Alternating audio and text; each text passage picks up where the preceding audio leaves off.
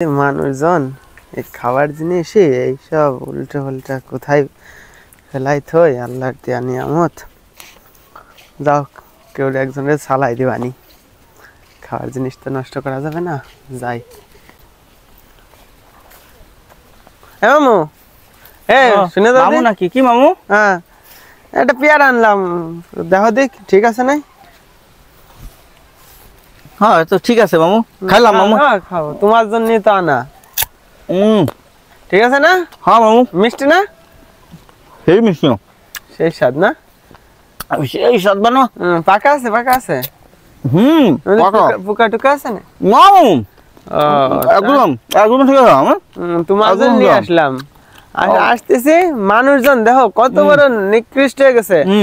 খাবার জিনিস আল্লাহর দান, বড় নিয়ামত, সেই জিনিস মানুষজন ওই জায়গায় আসার সময় দেখো সে গুড় মধ্যে ফেলাই থইছে।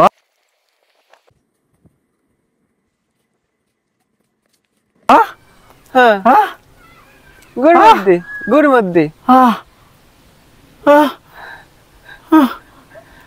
কি